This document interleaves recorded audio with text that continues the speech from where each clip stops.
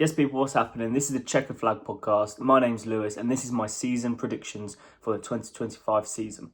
We're going to go straight into the drivers. So we're going to do the top 10 for drivers. And I've got Lando to win it. I think it's his year, followed by Piastri in number 2. I think the McLarens are going to absolutely fly away with it this year.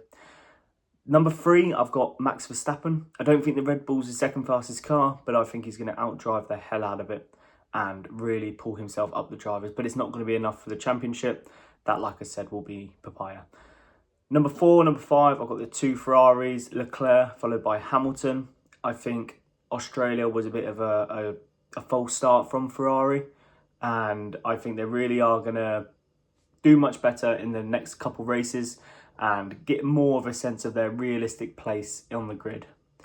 6th and 7th, I've got George Russell in 6th and Antonelli in 7th. Mercedes back-to-back again. Antonelli looked really, really impressive in Australia, and I can see a world where Antonelli is 6th, ahead of his teammate Russell.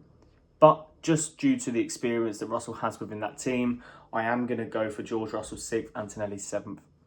8th, I've gone for Liam Lawson. I think, like I said, that's 4th place car. I think he is going to do the absolute minimum in that car for the season. It's not going to be enough to keep his place, and I'll come on to that shortly. But yes, Liam Lawson 8th, Alex Albon 9th. I could see Albon higher than this in the real world. I could realistically see him higher. That Williams looks quick. He could definitely jump over Lawson and possibly even Antonelli, first season F1.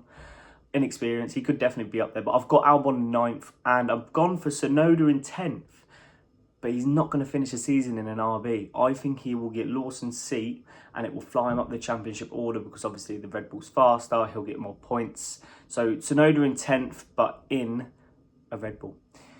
We're going to go on to the teams now, the Constructors' Championship.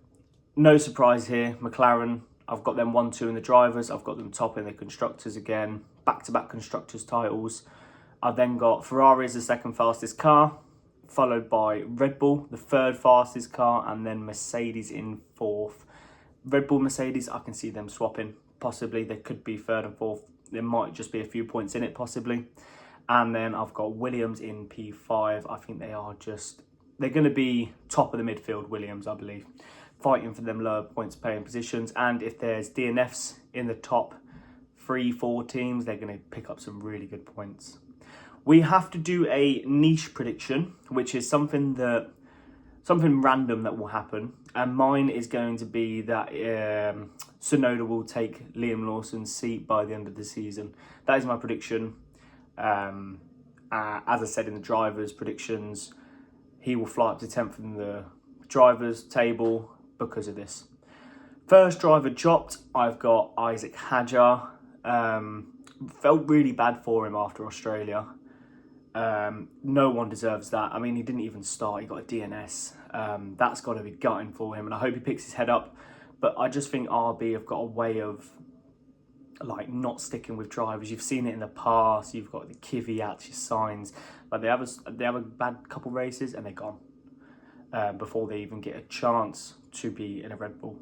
So I can see HADJAR possibly dropped for another F2 driver potentially. Maybe Perez, possibly. I could see a world where Perez jumps into the RB. I don't know if Perez would jump into the RB. I don't know if he would come back and just be picking up the pieces of 13th, 14th. But I could definitely see a world where HADJAR unfortunately loses his seat due to performance. I mean, he's got a history of breaking cars, as we all know. And there is a world where Perez does jump in the RB. I don't know whether he would stoop that low. I mean, he's been in slower cars before, Perez. You got to remember, he's obviously driven for the likes of McLaren and Racing Point, where they weren't the fastest car. They were just picking up them little points. He's had that for a lot of his career, to be fair. I think was he in Force India as well before it was Racing Point? I believe he was. Our next prediction is most DNFs in the season. We've got 6 so far. 1 for Liam Lawson, Bortoletto, Alonso, Sainz, Doohan, and I've included HADJAR. I know it as a did not start, but we're going to count it as a did not finish because he didn't do either. but I've gone for a driver that hasn't DNF'd so far and actually did have a very good Australian Grand Prix. I've gone for Stroll. I think it just makes sense. I'm not going to deny that he's a good driver, but I would say every other driver is there on the grid on more merit.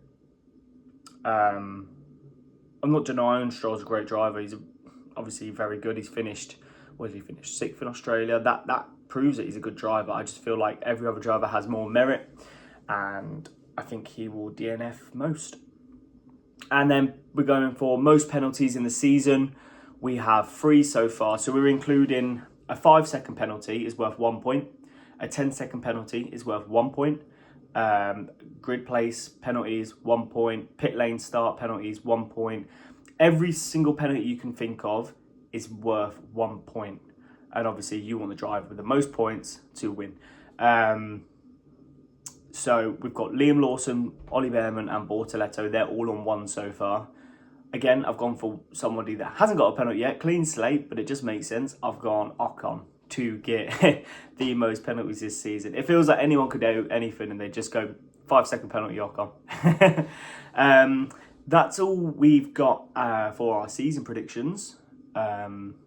That's what I believe. Let me know in the comments what you believe. We want to hear your predictions. Maybe you can do like your top 5 or whatnot, who you think is going to be dropped first. We want to hear in the comments. And if you've got any other predictions you want us to make, please let us know down below.